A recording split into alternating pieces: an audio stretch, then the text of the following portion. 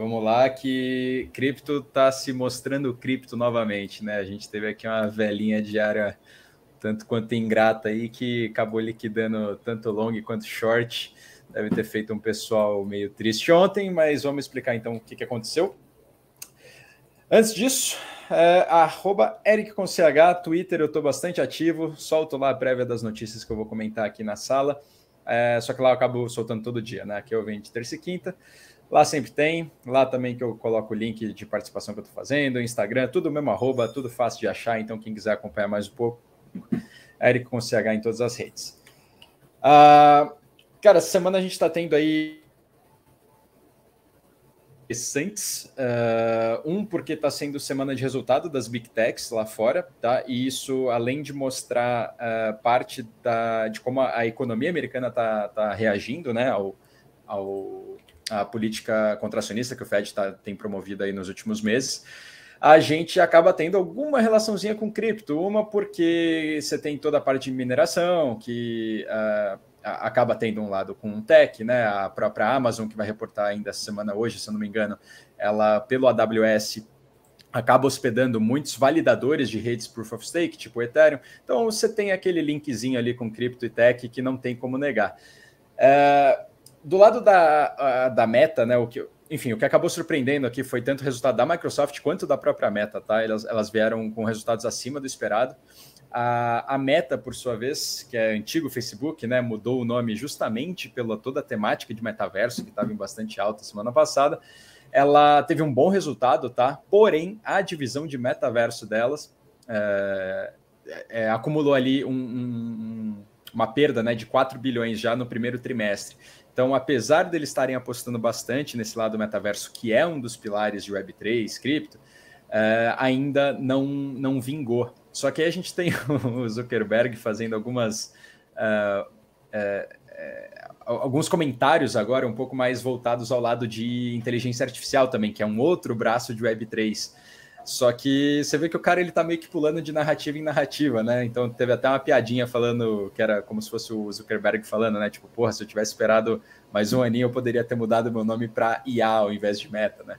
Mas o que ele comentou foi que o Instagram, por exemplo, mais de 40% do conteúdo, né, ou até 40% do conteúdo que aparece no teu feed lá de recomendados, então todo mundo tem um feed personalizado justamente por causa de um algoritmo, mais de 40% desse conteúdo é meio que selecionado por inteligência artificial. Então, cara, ele tá vindo meio que nessa pegadinha aqui desse meme que eu achei bastante engraçado também, que é o Zuckerberg aqui, ano passado estava olhando só para metaverso, e agora ele manteve a sua posição de metaverso, só que incluindo inteligência artificial no meio. Então, o cara tá pulando de narrativa em narrativa, só que a grana dele tá lá, né? Ele não tá só falando. Vamos ver como que isso vai se pagar para ele no longo prazo. Às vezes ele tem a tese certa no tempo errado, e como dizem, né? Ter a tese certa no tempo errado é estar errado.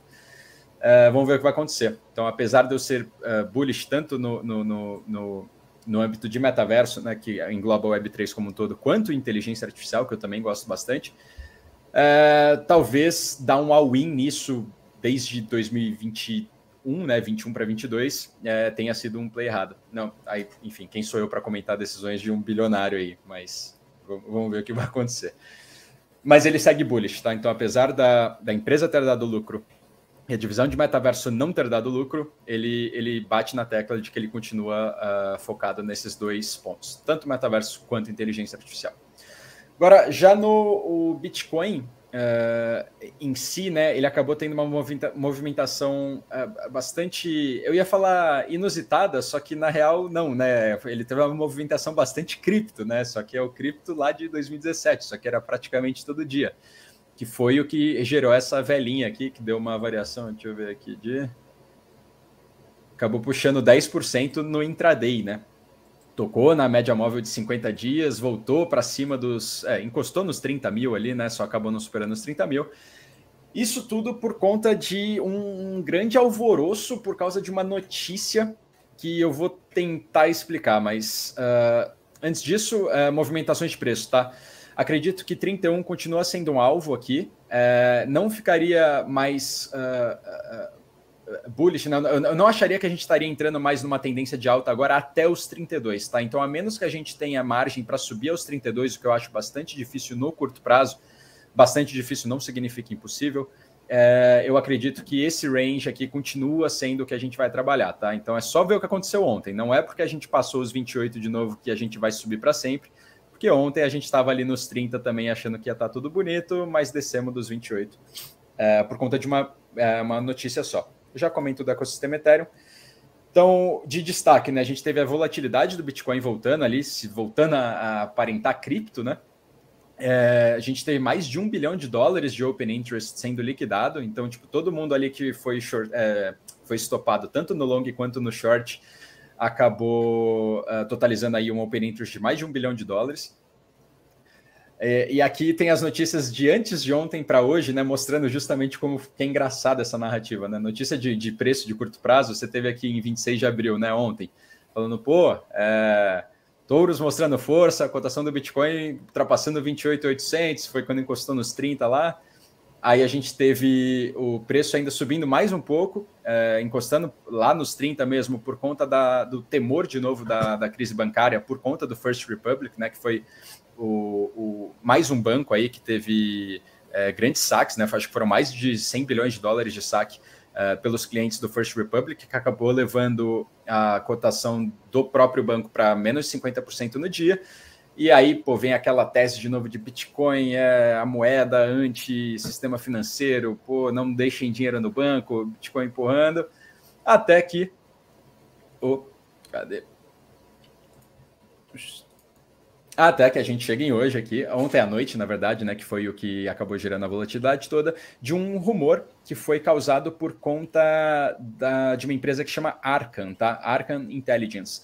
Eles acabam soltando anúncios periódicos ali de movimentações grandes, né, ou interessantes, ou que gerem algum interesse para outros investidores no mercado. O que a gente tem, né, meio que pairando ali o Bitcoin há algumas semanas, deixa eu achar a notícia. Aqui, ó, alguns bear cases, né, alguns casos ursos ali, alguns casos mais baixistas para você ficar de olho no Bitcoin ainda esse ano. Você vai ter tanto os Bitcoins que estão na mão do governo americano, que foram recuperados lá do caso Silk Road, que era aquele mercado negro, lá de 2000 e lá vai bolinha, lá no início do Bitcoin, que foi o que trouxe aquela ideia do Bitcoin ser aquela moeda da Dark Web, e é só usado para crime, não sei o quê. Esse mercado se chamava Silk Road, o dono foi preso, né, e o governo ele conseguiu recuperar o disco rígido, né, que tinha as chaves para esses Bitcoins, e já anunciou que serão esse ano que eles vão fazer essas vendas divididas em 4 lotes, né? O primeiro lote já foram mais de 9 mil Bitcoins vendidos, e aí restam ali cerca de 40 mil ainda para ser vendido. Então, cara, é uma pressão de venda ok, não é nada muito, meu Deus, vai despencar o preço lá para $2 mil, mas é uma pressão de venda que o pessoal está tentando timar. Então, uma vez que você consiga timar essa pressão de venda, teoricamente você consegue sair no lucro. E foi justamente um anúncio sobre essa possível venda que veio lá dessa empresa Arcan, só que foi um anúncio errado, tá? Foi um erro que aconteceu pela Arcan, que acabou soltando a notícia de que o governo estaria vendendo esses bitcoins já ao mercado ontem. Esse anúncio passou para poucos investidores seletos deles ali que estavam nesse grupo que recebiam os avisos testes, acabou saindo de lá, entrou no mercado. Perfis de Twitter muito grandes repercutiram essa notícia como se fosse verdade. Aí você já teve a Jump Crypto, que é um VC bizarro ali também, que aparentemente não confirmou as informações, fez uma movimentação também passando os bitcoins deles para uma corretora. E aí quando você tem movimentação grande dessa, aí outros bots acabam sendo acionados falando, opa, olha lá, a Jump Crypto mexeu bastante bitcoin, jogou para a corretora, provavelmente vai vender. Aí pronto, aí você criou o círculozinho, tudo baseado numa única notícia falsa, e você teve aquela pressão de venda grande acontecendo, tá? E sim, é meio estranho parar para pensar isso, ainda mais quem é só de mercado tradicional, mas isso acontecia muito, tá? E aconteceu ontem, depois de um bom tempo sem acontecer. Então, um mísero rumorzinho aí de uma possível pressão de venda um pouco maior, acabou se tornando uma profecia autorrealizável, tá? Então, realmente aconteceu. Uma vez que isso foi debancado, né? Quando a Arkham veio ao público falando, gente, não é bem assim, foi um teste aqui, a gente estava voltando de um bug, a gente não mandou essa mensagem para todo mundo, mandou para poucas pessoas, não era para ter acontecido, não era nem para isso ter causado a queda no preço, né? Porque aí eles colocam o timestamp ali, né? Ele fala, nosso tweet saiu, sei lá, eu não lembro o tempo certinho, mas sei lá, 8h05 da noite e o mercado começou a cair 8h01, sabe? Então ele falou, pô, não é nossa culpa, tal. Mas esse é o tipo de coisa que mostra que a gente ainda está no mercado bastante incipiente, tá? Então o que é ruim por estar incipiente, mas também é bom porque mercados incipientes são os que você consegue pegar mais alfa ali, né? Então, quanto menos informação você tem no mercado, teoricamente mais fácil é de você lucrar nele. Estamos aqui para isso, né? Para tentar trazer essas informações um pouco mais acertadas aí, para evitar que caiam nesse FUDzinho de curto prazo. Então foi mais ou menos isso que justificou a movimentação do Bitcoin no curto prazo, tá? Ontem, no caso. Eu acabei me perdendo aqui. Apesar dessa queda ontem, volta hoje, e, enfim, a gente está numa ascendente, tá? A gente bateu de novo um novo recorde de carteiras que tenham um Bitcoin completo nelas, né? Então, só que é uma métrica um pouco facilmente maquiável, tá? Mas não deixa de ser uma boa métrica. É facilmente maquiável porque se eu tenho 10 Bitcoins e eu quero dividir eles em 10 carteiras diferentes, pronto, são 9 carteiras novas que têm um Bitcoin completo. Mas, a princípio, a gente está batendo máxima atrás de máxima, então a adoção de Bitcoin está vindo aí de pouquinho em pouquinho, e um caso de uso que vale a pena ser noticiado, aliás, apesar de não estar sendo muito adotado lá por enquanto, é justamente a Argentina, né, que está passando aí pela crise inflacionária mais bizarra aí pelo menos dos nossos vizinhos aqui mais próximos. Agora, né, então me impressiona a adoção de cripto lá não ter crescido já. Eu sou um pouco prolixo, mas vamos voltar um pouquinho. Você tem 3 casos principais, né, de adoção de cripto. Um deles seria a especulação, que é o que traz a maior parte das pessoas. O outro é entretenimento, que eu acho que é o que vai ditar o próximo ciclo de alta. Então, seja jogo, cassino, enfim, infraestrutura para... Pô, aí deu branco agora. Mas, enfim, entretenimento como um todo, seja redes sociais centralizadas, né? E necessidade, que é o pior dos casos para a pessoa, mas acaba sendo o que faz com que a pessoa continue no meio por já ter visto como isso pode terminar. E a Argentina é um caso desses agora, tá? Enfim, vamos ver como vai desenrolar tudo ali, mas cripto acaba sendo uma das soluções, né? Você não quer estar segurando uma moeda com 100% mais de 100% de inflação no ano na mão ali. E como tá bem perto aqui, né? Vai saber. Não tô tentando ditar nenhum caos aqui, mas enfim, né? Tá pertinho. Possível fraqueza do dólar, né? O dólar se enfraquecendo aí. E apesar desse rumor que eu falei da Arkham, são as coisas, são os motivos aí que estão justificando essa sustentação do Bitcoin próximo dos 30 mil dólares. E a Arkham se desculpando aí, né? Falando que, aliás, se desculpando não, né? Passando um pano dizendo que não foi culpa deles, que não era para ter acontecido o que aconteceu. Aqui o tweet, efetivamente, deles pronunciando ontem, 8h23 da noite. Agora, no lado regulatório, vamos passar por Hong Kong, que eu já trouxe várias semanas aqui, que está se colocando como o lugar no mundo que quer virar o polo cripto e quer atrair todos aqueles empreendedores de cripto que estão nos Estados Unidos com medo das regulações lá. Eles estão puxando essas pessoas, falando, venham para cá que a gente quer, nossos bancos vão atender vocês. E nossa regulação, manchete de agora, deve sair em maio. Aliás, virada do mês, né? Semana que vem, a princípio, já deve sair. Então, essa briga aqui vai continuar por mais tempo. Reforço de novo, essa próxima eleição dos Estados Unidos vai ser a primeira eleição de todas as próximas de que vão ter pauta cripto entrando em pauta política. Vai acabar pegando ali no bolso, no voto de algumas pessoas que prezam bastante por liberdade, principalmente financeira. Agora, vindo lá para o lado brasileiro, notícia que o Carvão trouxe aqui também algumas semanas atrás, de que a CVM tinha entrado com uma mão um pouco mais pesada na regulação de tokens de recebíveis de renda fixa. Eles tinham entrado com essa mão mais pesada, aí as tokenizadoras rebateram, falando, opa, por favor, vamos rever isso aí, né? Não precisa engessar tanto a operação. Eles falaram, ok, vamos ver, mas agora voltaram atrás de novo, e apesar de toda a tentativa que as tokenizadoras tiveram, eles agora mantiveram a posição inicial deles, que tokens de renda fixa são valores mobiliários, e as tokenizadoras que quiserem distribuir esses tokens vão ter que se submeter ali às regras da CVM, né? É uma pena, o Brasil estava andando rápido em questão regulatória, né? Estava se mostrando como um dos possíveis polos cripto também. Só que isso aqui continua sendo meio que especulativo, né?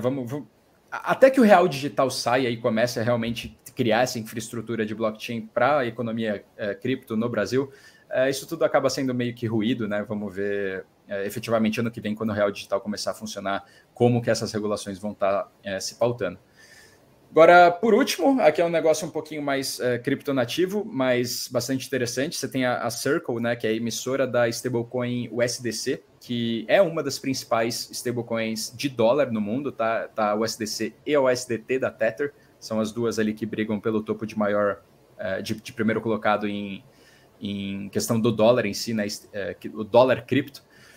Eles lançaram uma solução muito boa para a experiência do usuário, tá? Então, eles lançaram essa solução que seria um cross-chain. Então, é uma solução própria deles que faz com que você não precise ficar mandando tua cripto de uma carteira para outra, sofrendo riscos de outros protocolos que fazem isso.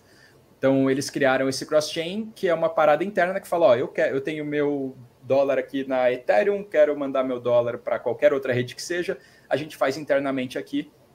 Assim que eles recebem essa confirmação de solicitação de envio, né, eles mesmos somem, né, eles queimam o dólar de um canto e emitem o dólar no outro canto que você quer enviar.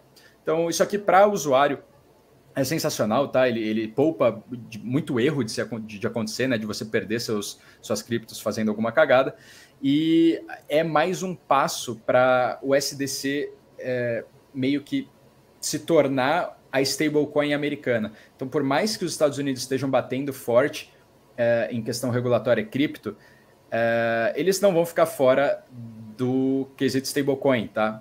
A moeda digital, apesar de ser cripto, ela consegue ser centralizada, né? Você consegue ter um ente por trás que controle tudo aquilo. E para governo isso aí é maravilhoso, o cara vai saber absolutamente todo o fluxo do dinheiro.